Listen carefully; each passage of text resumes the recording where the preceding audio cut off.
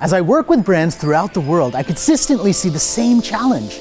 You want to lead the future, but it's difficult to know where to put your focus. With so much noise in the world, it's very difficult to stand out. We have every option available to us, even the stupid ones.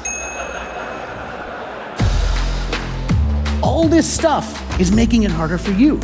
So we create RSS feeds and filters and try and consume as much as we possibly can. And a lot of times we think, well, let's just read the right materials, let's study the right things, and we can predict this disruption, right? We can track where the disruption is going to come from. And then disruption turns out to be goat yoga. How do you take all of this and predict the future? The answer to this challenge is non-obvious thinking. And non-obvious thinking is something that has driven the last 10 years of my life.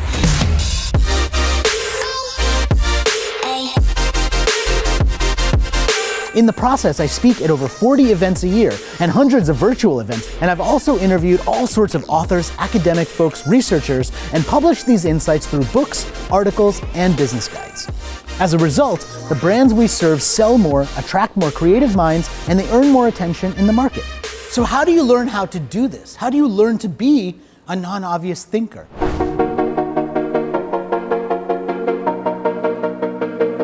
Non-obvious thinking is a way of describing the people and the practice of seeing what no one else sees.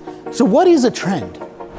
A non-obvious trend is a unique, curated observation of the accelerating present. So let's dive into some of these non-obvious trends.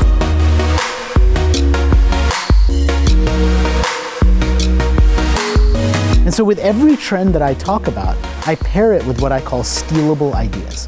And the stealable ideas are ways of taking a trend and making it something useful that you do something with. All of the trends in the grocery market have been towards automation, right? Self-checkout, get everything in your basket, scan it in yourself, do it all yourself. We don't even need people, right? Amazon's launching entire stores without people. And yet, here's a retail experience that's so beautifully empathetic because they say, you know what, some people don't want that experience. Some people want something more human. P&G is doing the same thing with herbal essences, redesigning their bottles to have these touch dots or lines. So anyone who had low vision could feel the bottle and tell whether it was shampoo or conditioner. And guess who else that was useful for? Everyone who has their eyes closed in the shower, which is literally everybody. So sometimes when you're designing based on empathy, you end up designing for everyone, and it works beautifully. One of the things that people love about the trends that I bring into my talk is that they're always applicable for every industry that I walk into.